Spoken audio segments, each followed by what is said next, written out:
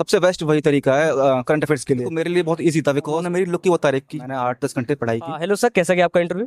हाँ, इंटरव्यू बहुत अच्छा हुआ और अपना बेस्ट दिया। और सबसे ज़्यादा उन लोग ने मतलब अपने बारे में पूछा, तो ठीक हुआ इंटरव्यू यहाँ तक। हो सकता है फाइनल।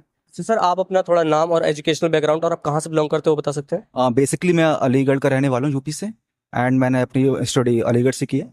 मैंने बीटेक किया है, CS इंजीनियरिंग की है। एंड मैं 3 साल से प्रिपरेशन कर रहा हूँ यूपीएससी की। एंड 2 साल मैंने प्रिपरेशन की है घर रह के होम स्टडी। उसके बाद मैंने कोचिंग की। दैन कोचिंग का ही फ़ायदा मिला मुझे। एंड सर आपका नाम क्या है? अमन कुमार। एंड सर आपका आपने किस मीडियम में दे रहे हैं? और मैं हिंदी मीडियम से हूँ। सर जैसे ही कि अब देखते हैं कि 3 महीने बाद या 2 महीने बाद के अंदर ही प्रीलिम्स हैं, तो स्टूडेंट्स की क्या स्ट्रेटेजी होनी चाहिए प्रीलिम्स क्वालिफाई करने के लिए? देखो, सबसे पहले तो आपका बेस क्लियर होना चाहिए। यानी कि आपका NCERT 11th-12th का, 9th और 12th तक का आपका क्लियर होना चाहिए बिल्कुल। तभी आप यूपीएससी आपको प्रीलिम्स देना चाहिए, ठीक है। और उसके लिए कुछ बुक्स हैं, 6-7 बुक हैं जो आपको पढ़ना चाहिए। जैसे कि पॉलिटी के लिए लक्ष्मीकांत है, और हिस्ट्री के लिए स्पेक्ट्रम है। और उसके साथ विपिन चंद्र है हिस्ट्री के लिए, वो पढ़ सकते हैं आप, बेस्ट है। और जैसे इकोनॉमिक्स के लिए रमेश सिंह की बुक बेस्ट है एकदम, अगर वो पढ़ते हो तो अच्छे से तो क्लियर हो जाता है। एंड सर ये जो है करंट अफेयर के लिए क्या क्या पढ़ना चाहिए, आपने अपने लिए क्या यूज़ किया वो बता सकें? देखो, करंट अफेयर्स का तो ऐसा था, तो जितने भी आपको क्या करना है, अगर करंट अफेयर्स पढ़ना आपको अच्छे से, तो आपको कोचिंग के नोट्स लेना है यार। सबसे बेस्ट वही तरीका है करंट अफेयर्स के लिए। आप जितने भी कोचिंग है, दिल्ली में है, यहीं यहाँ भी कोच रहते हो आप, तो वहाँ से जुगाड़ करो आप नोट्स के लिए। तो वो बेस्ट तरीका है करंट अफेयर्स के लिए, तो फिल्म्स के लिए। एंड सर अभी आपने बताया आप हिंदी मीडियम से, तो जो हिंदी मीडियम के जो स्टूडेंट हैं उनको सीसेट क्वालिफाई करने में काफ़ी ज़्यादा दिक्कत आ रही है। पेपर भी इस टाइम काफ़ी ज़्यादा टफ आ रहा है। तो आपने किस तरह से प्रिपरेशन की अपनी सीसेट के लिए, और स्टूडेंट्स जो प्रिपेयर कर रहे हैं वो किस तरह से कर सकते हैं? देखो, मेरे लिए बहुत ईजी था बिकॉज मैंने बीटेक किया है, तो मेरे पास शुरू से मैथ था। तो मेरे लिए कोई टफ रहा नहीं सी सेट करना। जो भी बच्चे देते हैं लाइक, तो आपको पढ़ना पड़ेगा अच्छे से यार, तो हो जाता है। एंड सर जब आप इंटरव्यू देने गए तो वहाँ पे कुछ ऐसा क्वेश्चन था कि आपको देख के लगा हो कि इसके लिए मैंने सबसे बेस्ट प्रिपरेशन की थी, और वो क्वेश्चन पूछ लिया हो और आपने उसका आंसर दिया हो, ऐसा कुछ था? हाँ, उन्होंने मेरी लुक की वो तारीफ की, क्या लुक अच्छा लग रहा है आपका।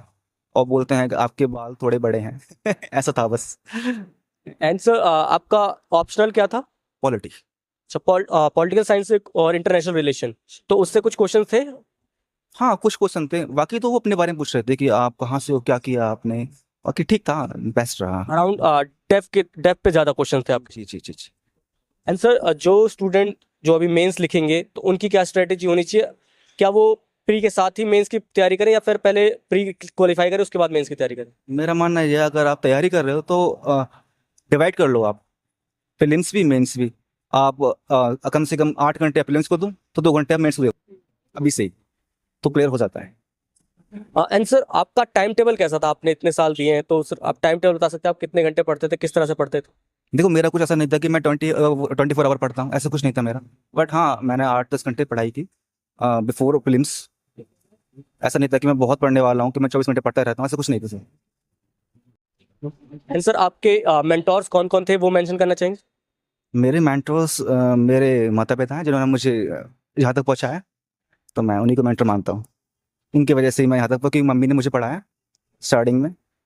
तो मेरे मेंटर मेरे माता पिता हैं। एंड सर आंसर राइटिंग किस तरह से करनी चाहिए वो बता सके आप? ऐसे के लिए हाँ हाँ। आपको इतना लंबा नहीं लिखना कि बहुत लंबा लिखना है आपको, बट लिखना लिमिट में, वो जो हुआ रियलिटी है वो लिखना है आपको। बहुत से बच्चे क्या करते हैं, मतलब बहुत लंबा लिखते हैं, बना बना के लिखते हैं बहुत ज़्यादा। तो ऐसे नहीं होता, जो रियलिटी है ऐसे में, तो वो लिखना है आपको, ज़्यादा खींचना नहीं है उसमें। सर जो स्टूडेंट सेल्फ प्रिपेयर करते हैं तो वो ये पता नहीं लगा पाते कि हम सही इवेलुएट कर रहे हैं कि नहीं, तो इवेलुएशन किस तरह करें और कैसे उसमें सुधार कर सकते हैं वो बता सकें? सबसे पहले आप लाइक अपने ऊपर फोकस करो, आप पढ़ क्या रहे हो, तो आपको पता चल जाए कि मैं कहाँ गलत हूँ कहाँ नहीं। तो यार अच्छे से स्टडी करो तो फुल हो जाता, चल जाता है पता कि मैं कहाँ गलती कर रहा हूँ, कहाँ गलती नहीं कर रहा मैं। कैसे मैं आगे प्रिपरेशन करूँगा, कैसे नहीं हो पाएगा, तो वो it's not a big deal, हो जाता है। बट आपको अपने पर ध्यान देना है। कैसे देना चाहिए? बस, अगर यूपीएससी करना चाहते हैं आप, तो सबसे पहले अपना बेस क्लियर करें अपना। जैसे कि एनसीईआरटी आपको पढ़नी चाहिए अच्छे से पहले। तब जब आपकी एनसीईआरटी क्लियर हो, तभी आपको यूपीएससी में आना चाहिए, अदरवाइज आपको नहीं आना चाहिए। कोचिंग में या कहीं भी पैसा वेस्ट करने से पहले आपको एनसीईआरटी क्लियर करनी चाहिए। सर एनसीईआरटी कौन सी क्लास तक की? 9 एंड 12 तक की। 9 से लेकर 12? 12 तक की आपका बेस कंप्लीट हो जाएगा।